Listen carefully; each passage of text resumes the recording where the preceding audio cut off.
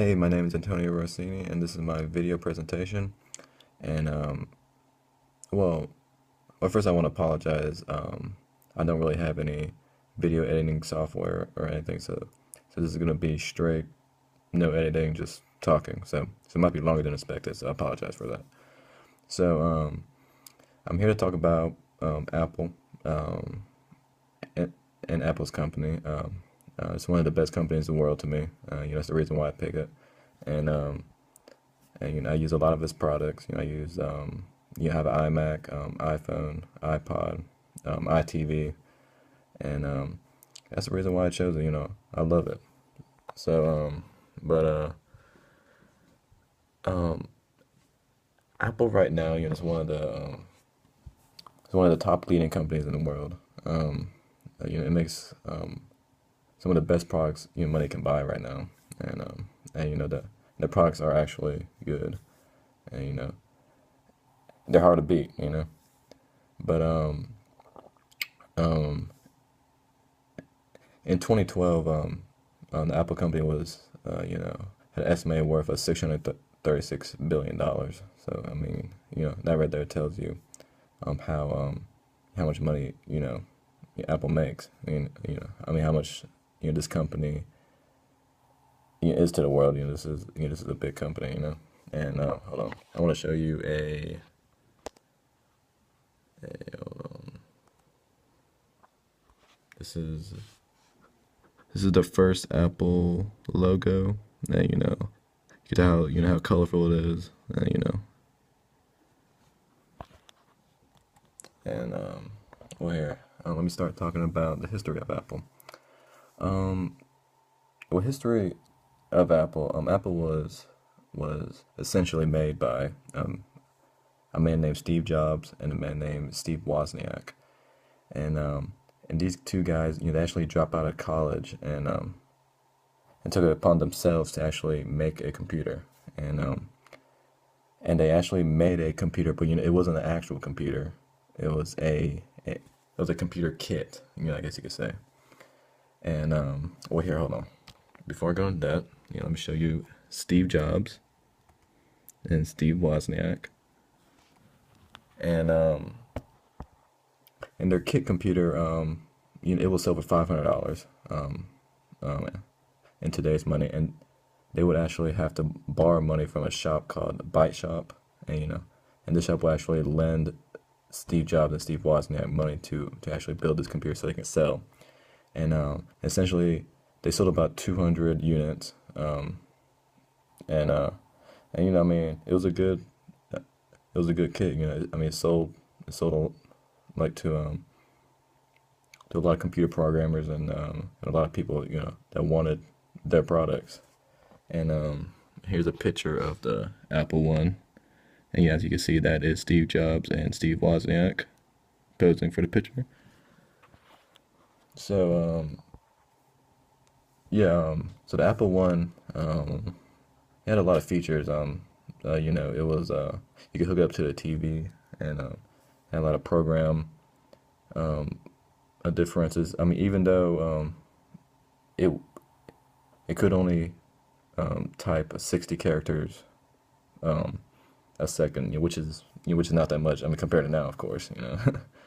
But at that time, the Apple One was a revolutionary product. So um, the Apple Two, was first introduced on April 16th, and the Apple Two looked like this right here.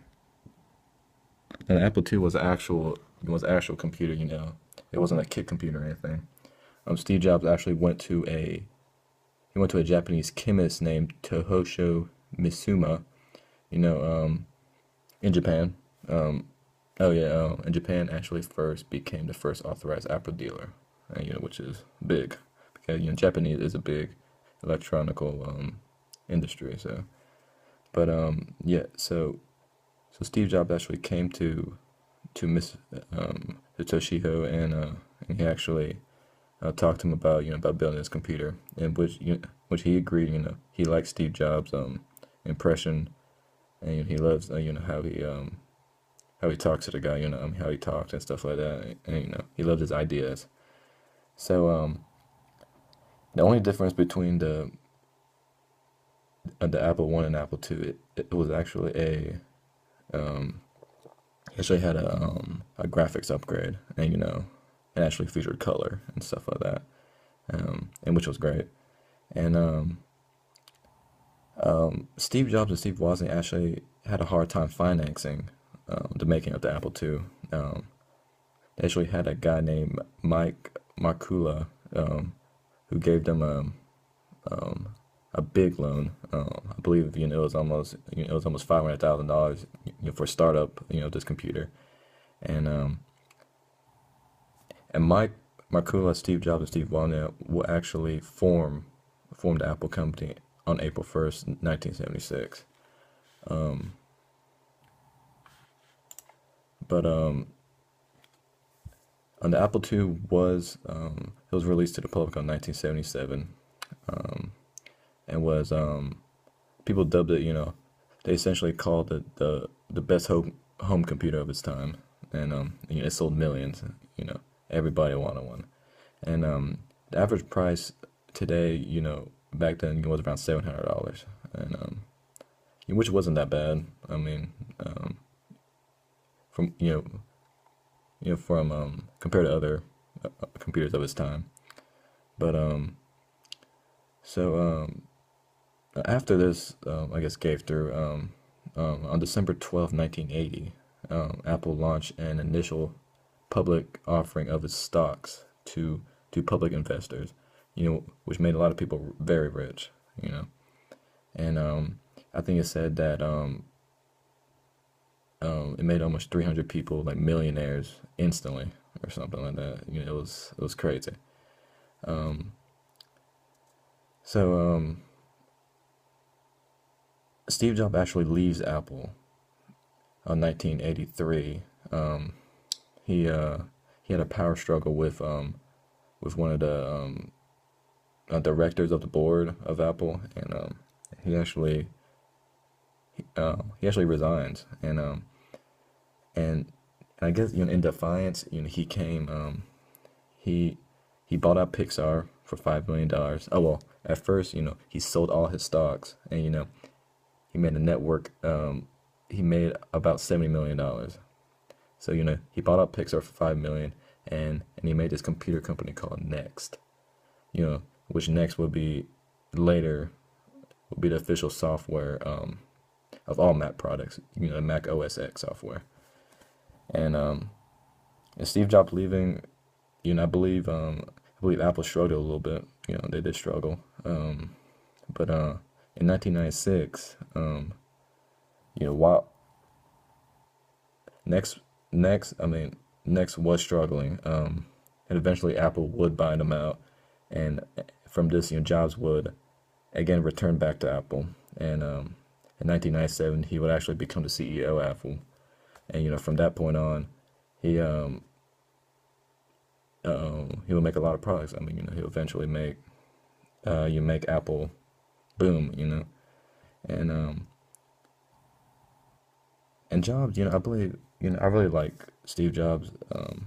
He's a really good person, and I would always wait for him, to like get up on stage and actually introduce new products, and that was always a good thing for me.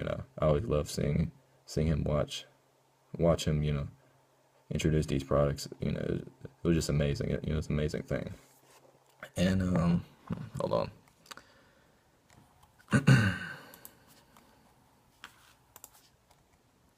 And the iPod. Let's see here. Let me try to get a good picture. The iPod was introduced in October 2001, and the iPod will actually advance in software, and it become the iTouch, and actually feature a touch screen. The iMac was introduced in 2004. This picture of the iMac is actually a future version, but the iMac was it was essentially a all-in-one computer, and as you see now, the iMac is a all in one computer, which is beautifully designed. Features like LED screen now, wireless, and Bluetooth keyboard and mouse. iTunes was introduced also in 2004, and and right now you can do anything on iTunes. You can buy movies, buy music, um, hook up your Apple products to it, and change certain things, buy apps and stuff now. And one of my favorites, in '07, they actually introduced the iPhone, which in '07 I kind of freaked out when when Steve Jobs introduced the iPhone. It was a major, I believe, a benchmark for Apple. Because the iPhone was one of the most innovative phones at that time. I mean, it was, you couldn't compare anything to it. But as you see on the left, that's the iPhone 4, and to on the right is the iPhone 5. And we come up to the iPad. The iPad is essentially a huge iPhone, without the actual phone features. It's all touchscreen, has a camera and stuff. It's really nice. But in conclusion, I believe um, Apple right now, I believe, is one of the most innovative companies of today's time. I mean, people say Microsoft, is one, is the biggest company, and they are number one in the computer industry. But I believe Apple makes products that actually last. To me, I mean, I'm not bashing Microsoft, but Apple does make a lot of good products that last a long time. My sister my sister actually has a iMac. She bought like almost 10 years ago, and it's still fine. It still works perfect, and it's crazy, how to think that a product like that can last so long. And I've had a Windows computer laptop for 1 year, and it's given me so much problems. And essentially that's why I bought my iMac. And I'm actually taking this video presentation on my iPhone. so I'm just a big fanboy of Apple. I mean, I love Apple, and that's why I decided to do this project on them. And well, that's probably about it. I've taken almost 13 minutes of your time, so so I'll stop right here. All right, thank you.